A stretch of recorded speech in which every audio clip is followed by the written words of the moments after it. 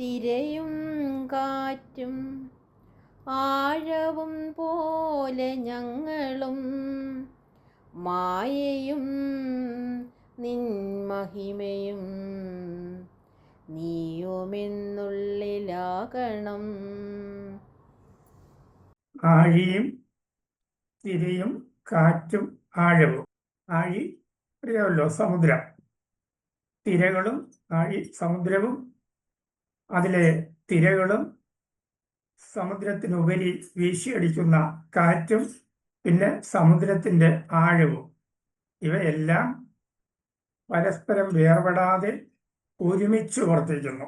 അതുപോലെ ഞങ്ങൾ ഉൾപ്പെട്ട സർവപ്രാണിവർഗവും ദൈവശക്തിയായ മായയും ദൈവത്തിൻ്റെ മഹത് രൂപമായ മുഖ്യപ്രാണനും പിന്നെ ദൈവവും, ഇവയെല്ലാം ഒരിക്കലും വേർപെടാതെ ഒരുമിച്ച് വർത്തിക്കുന്നു. ഈ തത്വം ഞങ്ങൾക്ക് വെളിപ്പെട്ട് കിട്ടണേ എന്നാണ് ദൈവത്തോട് 4-ാമത്തെ ശ്ലോകത്തിൽ പ്രാർത്ഥിക്കുന്നത്. പിന്നെ നമ്മൾ ദൈവദശകം 4-ാമത്തെ ശ്ലോകം, 4-ാമത്തെ ശ്ലോകത്തിലാണ് ഈ ലോകത്ത് ഒരു പ്രപഞ്ചഘടകവും സ്വതന്ത്രമല്ല, എല്ലാം ദൈവത്തിൽ കോർത്തിണക്കപ്പെട്ട് പരസ്പര ബദ്ധമായി വർത്തിക്കുക. മനുഷ്യനാണെങ്കിൽ സ്വതന്ത്രമായി ജീവിക്കണം, എക്കാലത്തെയും ആഗ്രഹമത. പക്ഷെ മനുഷ്യന് പ്രപഞ്ച ശക്തികളിൽ നിന്നും വേറിട്ട് സ്വതന്ത്രമായി നിലനിൽക്കാൻ ആവില്ല. പഞ്ചഭൂതങ്ങളുടെ കഥയും അതുതന്നെയാണ്. പഞ്ചഭൂതങ്ങളിൽ ഒന്നിനു പോലും ആ സമൂഹത്തിൽ നിന്ന് വേർവിട്ട് സ്വതന്ത്രമായി നിൽക്കാൻ ആവില്ല. ആകാശത്തിൽ നിന്ന് വേർപെട്ട് വായുവിന് നിലനിൽപ്പില്ല. വായുവിൽ നിന്ന് വേർപെട്ട് നിൽക്കാൻ തേജസ്സിന് കഴിയില്ല. തേജസ്സിൽ നിന്ന് വേർപെട്ട് നിൽക്കാൻ ജലത്തിനോ, ജലത്തിൽ നിന്ന് വേർപെട്ട് നിൽക്കാൻ ഭൂമിക്കോ ഒരിക്കലും കഴിയില്ല. ഇതെല്ലാം പരസ്പര ബദ്ധമായിട്ട് വർത്തിക്കുക. പഞ്ചഭൂതങ്ങളുടെ സ്ഥിതി ഇതാണെങ്കിൽ പഞ്ചഭൂതങ്ങൾ കൂടിച്ചേർന്നുണ്ടായിരിക്കുന്ന മറ്റ് പ്രപഞ്ച ഘടകങ്ങളുടെ സ്ഥിതി അത് ഇതുപോലെ തന്നെയാണ്. ഒരു പ്രപഞ്ച ഘടകത്തിനും ആ പഞ്ചഭൂത സമൂഹത്തിൽ നിന്ന് വേറിട്ട് നിൽക്കാൻ കഴിയില്ല.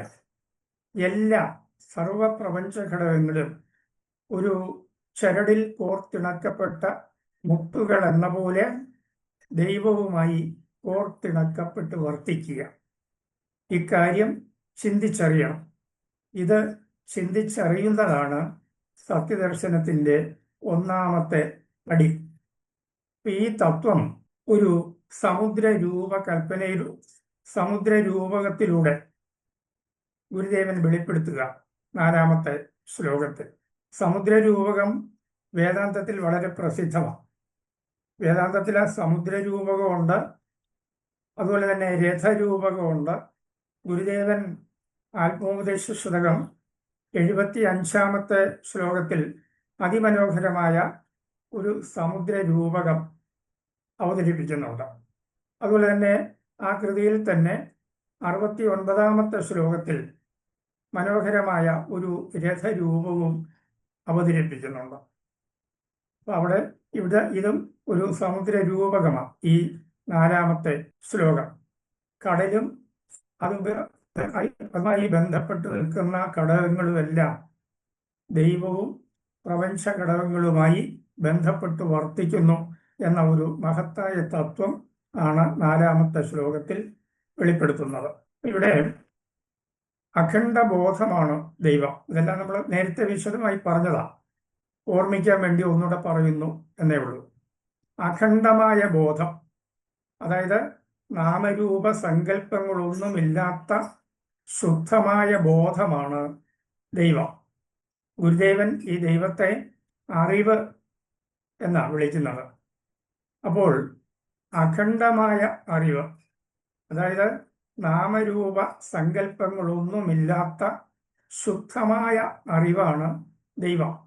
ആ അറിവിൻ്റെ ഒരംശമാണ് നമ്മുടെ ഓരോരുത്തരുടെയും ഉള്ളിൽ, നമ്മുടെ ഉള്ളിലുള്ള അറിവ് നാമരൂപ സങ്കല്പങ്ങളോടുകൂടിയ അറിവാണ്.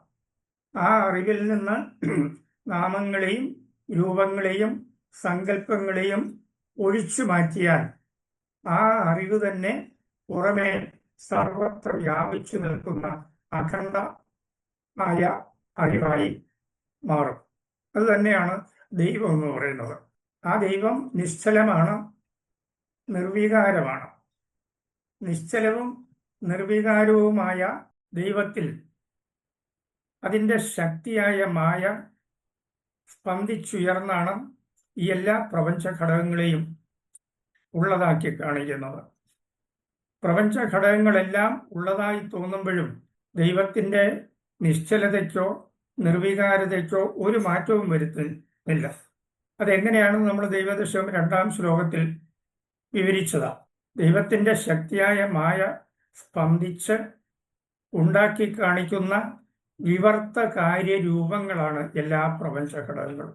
അങ്ങനെ ഉണ്ടാകുന്ന പ്രപഞ്ച ഘടകങ്ങളൊന്നും ദൈവത്തിൽ നിന്ന് ഭിന്നമേയല്ല, ദൈവത്തിൽ നിന്ന് വേർപെട്ട് നിൽക്കാനും ആവില്ല. ഇവയെല്ലാം പലതായി കാണുന്ന എല്ലാ പ്രപഞ്ച ഘടകങ്ങളും ദൈവത്തിൽ കോർത്തിണക്കപ്പെട്ട് വർത്തിക്കുക. ഇത് ഈ തത്വമാണ് 4-ാമത്തെ ശ്ലോകത്തിൽ ഗുരുദേവൻ പ്രഖ്യാപിക്കുന്നത്. ഈ സമുദ്ര രൂപകത്തിലാണ് 4 ഘടകങ്ങളെ ആഴി, തിര, കാറ്റ്, ആഴം. കടല്, കടലിലെ തിര, കടലിനുപരി വീശിയടിക്കുന്ന കാറ്റ്, പിന്നെ കടലിൻ്റെ ആഴം. ഇവയെ ഓരോന്നിനെയും ബന്ധപ്പെടുത്തിയിരിക്കുന്നത് അതിൻ്റെ 2-ാമത്തെ ഭാഗത്ത് വരുന്ന ആഴിയെ ബന്ധപ്പെടുത്തിയിരിക്കുന്നത് 2-ാമത്തെ ഭാഗത്തിൽ ഏറ്റവും ഒടുവിൽ വരുന്ന നീ എന്ന പദത്തോടാണ്. നീ എന്ന് പറയുന്നത് ദൈവത്തെ, ആഴിയെ ദൈവത്തോട് ഉപമിച്ചിരിക്കുന്നു. പിന്നെ തിരയെ ഉപമിച്ചിരിക്കുന്നത് ഞങ്ങളാണ് തിരകൾ. കാറ്റിനെ ഉപമിച്ചിരിക്കുന്നത് ദൈവത്തിൻ്റെ മഹത് രൂപമായ മുഖ്യപ്രാണനോടാണ്. ഇതിനെ പറ്റിയെല്ലാം നമ്മൾ വിവരിക്കുന്നുണ്ട്. കടലിൻ്റെ ആഴം, ആ ആഴത്തെ ദൈവത്തിൻ്റെ ശക്തിയായ മായയോടാണ് ഉപമിച്ചിരിക്കുന്നത്. അപ്പൊ ആദ്യത്തേത് ആഴി ദൈവം, ആഴി ആത്മാ. വളരെ വേദാന്ത പ്രസിദ്ധമായ ചൊല്ലാം. ആഴി ആത്മ എന്നുള്ളതിൻ്റെ അർത്ഥം കരയാണ് ആത്മാവ്. ദൈവത്തെ സംസാര സമുദ്രത്തിലെ കരയോടാണ് ഉപമിക്കുന്നത്. അതാണ് ആഴി ആത്മ എന്നുള്ളത്. സമുദ്ര എല്ലാ നദികളിലെയും വെള്ളത്തെ ഏറ്റുവാങ്ങുന്നു. ആ വെള്ളത്തെ എല്ലാം ഏറ്റുവാങ്ങുമ്പോഴും അതിനെല്ലാം ഒരു ചലനവും കൂടാതെ താങ്ങി നിൽക്കുന്നത് സമുദ്രത്തിൻ്റെ കരയാണ്. അതുപോലെ സംസാര സമുദ്രത്തിൽ പഞ്ചഭൂതങ്ങളും സവയവ ഘടകങ്ങളും മനുഷ്യ പക്ഷി മൃഗാദി ജീവജാലങ്ങളുമെല്ലാം എത്രയൊക്കെ ആവർത്തിച്ച് പൊന്തി വന്ന് നിലനിന്ന് മറിഞ്ഞാലും അതിനെയെല്ലാം ഒരു ചലനവും കൂടാതെ താങ്ങി നിൽക്കുന്നത് സംസാര സമുദ്രത്തിൻ്റെ കരയായ ദൈവമാണ്. അതുകൊണ്ടാണ് സമുദ്രത്തിൻ്റെ കരയെ ദൈവത്തോട് ഉപമിച്ചിരിക്കുന്നത്. ഈ പ്രപഞ്ചഘടകങ്ങളെല്ലാം ആവിർഭവിക്കുന്നത് ദൈവത്തിൽ നിന്നാണ്. ദൈവത്തിൽ അതിൻ്റെ ശക്തി സ്പന്ദിച്ചുയർന്ന് ഉണ്ടാക്കി കാണിക്കുന്നവയാണ് സൗരയൂഥ ഘടകങ്ങൾ മുതൽ പരമാണു വരെയുള്ള എല്ലാ പ്രപഞ്ച ഘടകങ്ങളും. അതുകൊണ്ട് തന്നെ അവയ്ക്കൊന്നിനും ദൈവവസ്തുവിൽ നിന്ന് വേർപെട്ട് നിൽക്കാനാവില്ല. എല്ലാം ദൈവത്തിൽ കോർത്തിണക്കപ്പെട്ട് വർത്തിക്കുക. ഈ ആത്മ എന്ന ഭാഗം കൊണ്ട് അതാണ് ഗുരുദേവൻ പ്രഖ്യാപിക്കുന്നത്. രണ്ടാമത്തത് തിരകളാണ്. ഇതിലെ തിരകളെ പ്രപഞ്ചത്തിലെ ജീവന്മാരോട് ഉപമിച്ചിരിക്കുന്നത്. ഞങ്ങൾ എന്ന് പറയുമ്പോൾ സർവ പ്രാണി വർഗവും ഉൾപ്പെടുന്നു. പ്രാണി എന്ന് പറയുമ്പോൾ ജീവനും ജീവനാശ്രയമായ ദേഹവും ഉൾപ്പെടുന്നു. അപ്പൊ സർവപ്രപഞ്ച ഘടകങ്ങളും പഞ്ചഭൂതങ്ങളും സൗരയൂഥ ഘടകങ്ങളും മനുഷ്യ പക്ഷി മൃഗാദി ജീവജാലങ്ങളും തുടങ്ങിയെല്ലാം ഞങ്ങൾ എന്ന വാക്കിൽ ഉൾപ്പെടും. അങ്ങനെയുള്ള ഞങ്ങളാണ്, ജീവന്മാരാണ്, അല്ലെങ്കിൽ പ്രപഞ്ച ഘടകങ്ങളാണ് സമുദ്രത്തിലെ തിരകളോട് ഉപമിച്ചിരിക്കുന്നത്. തിരകള് പൊന്തി വരുന്നു, മറയുന്നു, വീണ്ടും പൊന്തി വരുന്നു, മറയുന്നു. ജീവന്മാരുടെയും സ്ഥിതി അത് തന്നെയാണ്. ശക്തി സ്പന്ദിച്ചുണ്ടാക്കി കാണിക്കുന്ന എല്ലാം ദൈവത്തിൽ നിന്ന് ഭിന്നമേയല്ല. അതിസൂക്ഷ്മമായ ശക്തി സ്പന്ദനം മുതൽ സൗരയൂഥ ഘടകങ്ങൾ വരെയുള്ളതെല്ലാം ഈ ഞങ്ങൾ എന്ന വാക്കിൽ ഉൾപ്പെടും. ഇപ്പൊ ജീവന്മാര്, സംസാര സമുദ്രത്തിൽ ജീവന്മാര് പൊന്തി വരുന്നു, മറയുന്നു. അതായത് ജനിക്കുന്നു, മരിക്കുന്നു, വീണ്ടും ജനിക്കുന്നു, മരിക്കുന്നു. ഇത് ഇങ്ങനെ ജനന മരണങ്ങള് അന്തമില്ലാതെ നടന്നുകൊണ്ടിരിക്കുക സംസാര സമുദ്രത്തിൽ. ശങ്കരാചാര്യര് അതിനെപ്പറ്റി പറയുന്നത് പുനരവി ജനനം, പുനരവി മരണം, പുനരവി ജനനീ ജഠരേ ശയനം, ഇഹ സംസാരേ ബഹുദുസ്താരേ കൃപയാപാരേ പാഹി മുരാരേ. വീണ്ടും വീണ്ടും ജനിക്കുന്നു, വീണ്ടും വീണ്ടും മരിക്കുന്നു, വീണ്ടും വീണ്ടും മാതൃഗർഭത്തിൽ പതിക്കുന്നു. ഈ സംസാര സമുദ്രത്തിൽപ്പെട്ടുഴലുന്ന എന്നെ, അല്ലയോ ഭഗവാനെ, അങ്ങ് രക്ഷിക്കണേ എന്നാ പാടുന്നത്. പക്ഷെ നമ്മൾ സദാ സർവത്ര ഈശ്വര ചിന്ത പുലർത്തണം. പക്ഷെ അധികം പേർക്കും ജീവിതത്തിൽ ഈശ്വര ചിന്ത പുലർത്താൻ സമയം കിട്ടാറില്ല. അതും ശങ്കരാചാര്യര് തന്നെ ഭജഗോവിന്ദത്തിൽ പറയുന്നത്.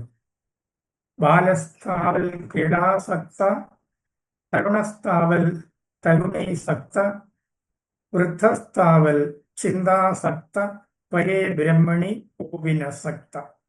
ബാല്യത്തിലെ കളികളിലും അതുപോലെയുള്ള വിനോദങ്ങളിലുമൊക്കെ ശ്രദ്ധ മുഴുവൻ.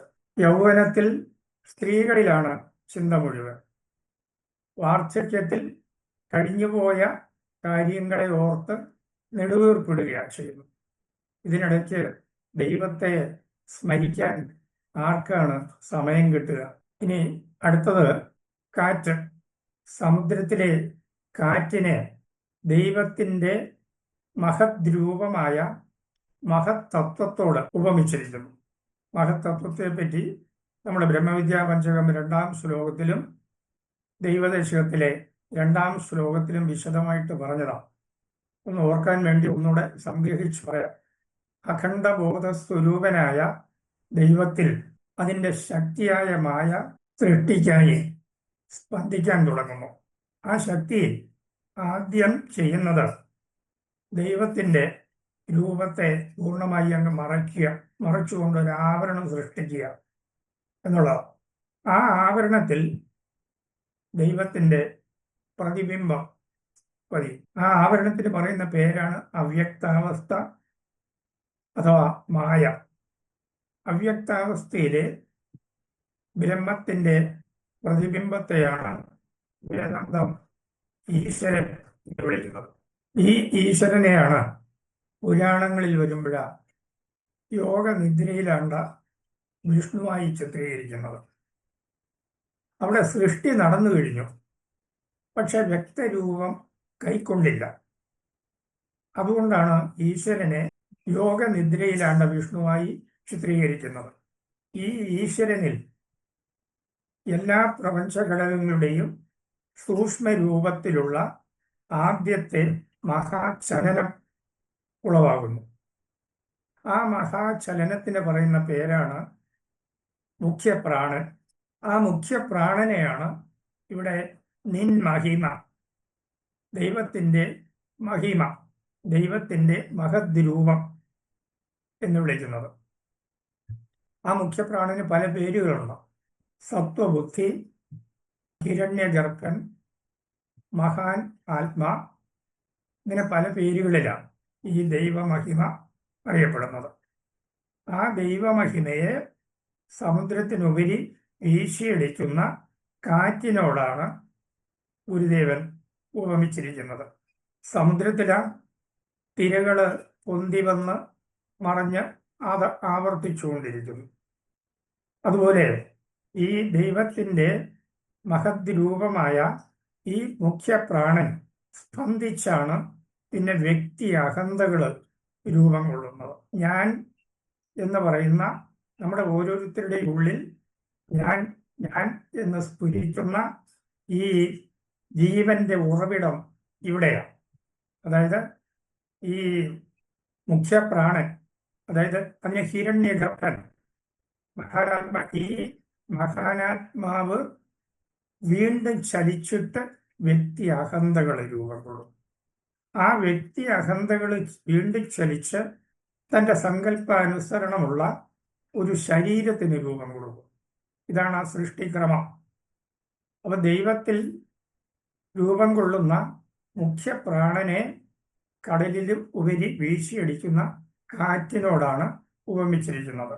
ഈ മുഖ്യപ്രാണനും സമുദ്രത്തിലെ കാറ്റും ഒരേ പ്രാണന്റെ തന്നെ രൂപാന്തരങ്ങളാണ്.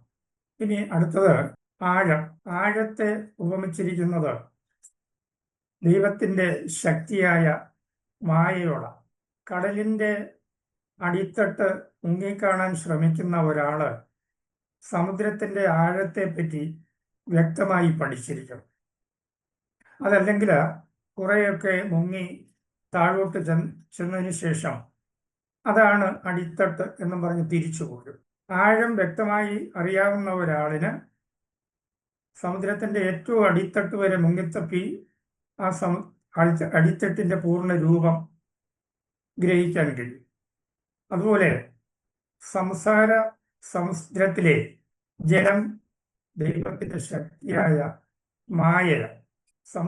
സമുദ്രത്തിൻ്റെ അടിത്തട്ട് മുങ്ങിക്കാണാൻ ശ്രമിക്കുന്ന ഒരാള് ആ മായാശക്തിയുടെ ആഴത്തെപ്പറ്റി വ്യക്തമായി ധാരണയുണ്ടാകണം. പരമസത്യത്തെ അന്വേഷിക്കുന്ന ഒരാളിന് ഈ മായയുടെ അഗാധ തലങ്ങളിലേക്ക് ഇറങ്ങിച്ചെല്ലേണ്ടതായി വരും. അഗാധ തലങ്ങളിലേക്ക് ഇറങ്ങിച്ചെല്ലുമ്പോഴാണ് ഒരു സാധകന് അത്ഭുതകരങ്ങളായ പല സിദ്ധികളും കൈവരുന്നത്. മായയുടെ നിർവചനം തന്നെ വ്യക്തമായി കാണാനില്ലാത്തവൾ എന്നാണ്.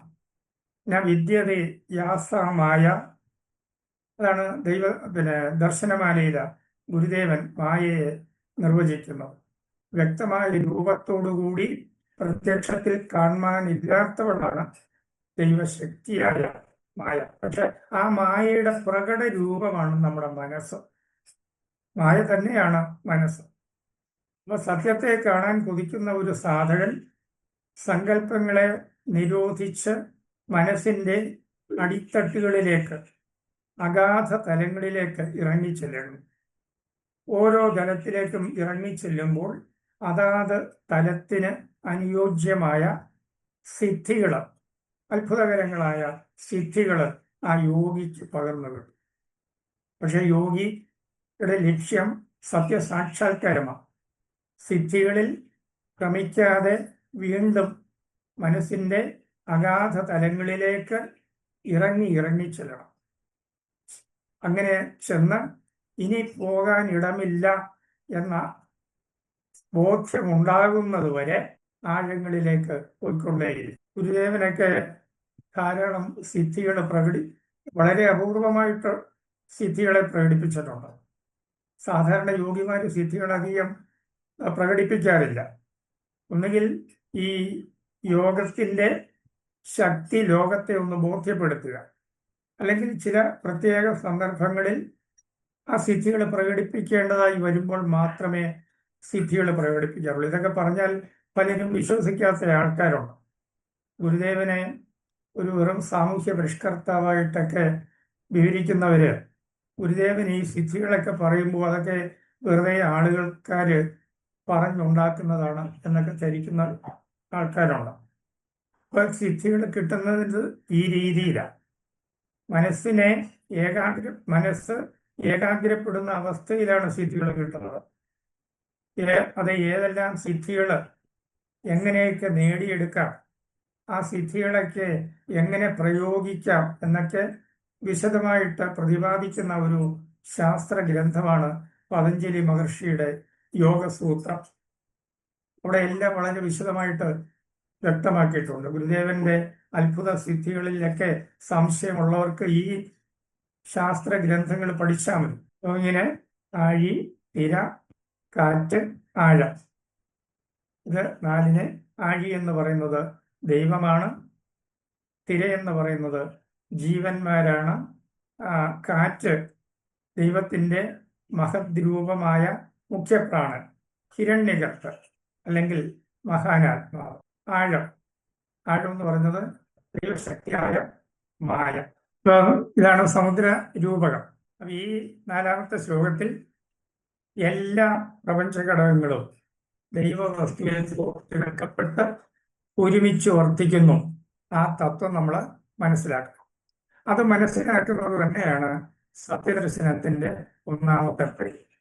ഇതുപോലെ കുറച്ചുകൂടി മനോഹരമായി, കുറച്ചുകൂടി വിശദമായി ഒരു സമുദ്ര രൂപകം ഗുരുദേവൻ ആത്മോപദേശ ശതകം 75-ാമത്തെ ശ്ലോകത്തിൽ വിവരിക്കുന്നുണ്ട്.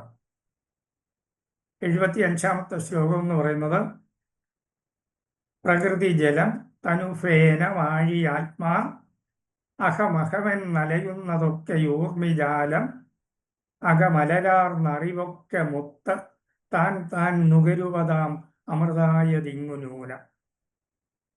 പ്രകൃതി ജലം, അത് ആ ക്രമത്തിന് പറഞ്ഞിരിക്കുക. ദൈവദശകം 4-ാം ശ്ലോകത്തിൽ ക്രമം വിട്ട ഗുരുദേവൻ പറഞ്ഞത്.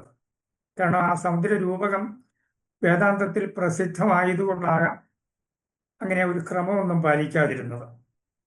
ആത്മോപദേശ ശ്ലോകത്തിൽ അത് ക്രമത്തിന് തന്നെ പറയുക.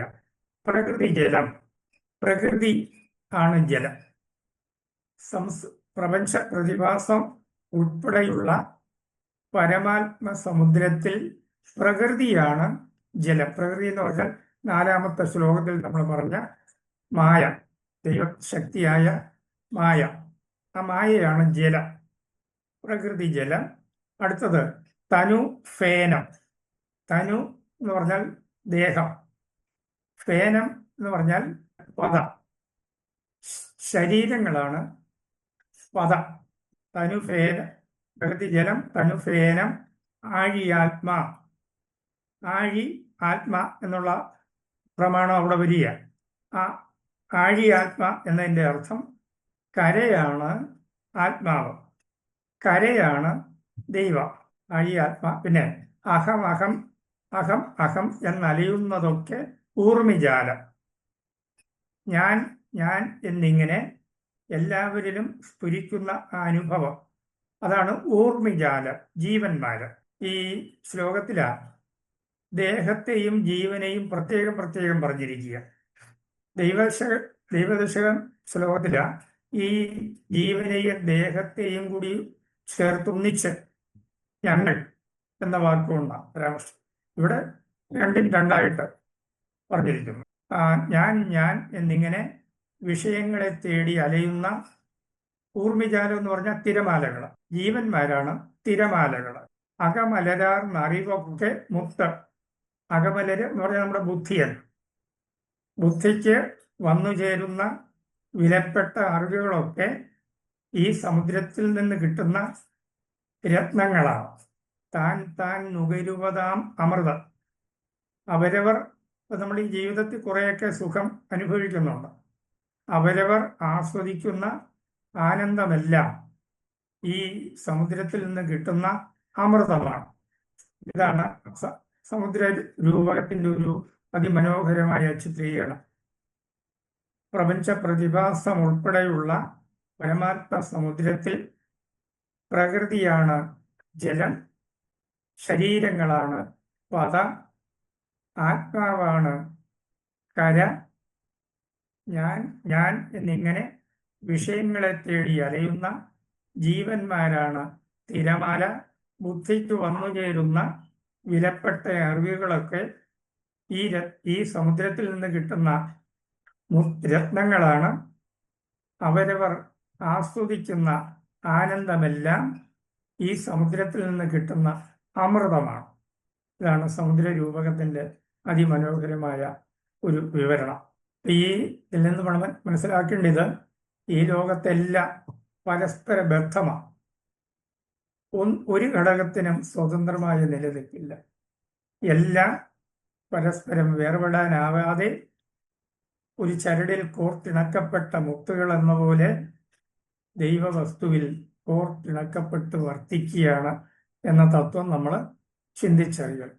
സത്യദർശനത്തിലെ ഒന്നാമത്തെ പടി അതാണ്.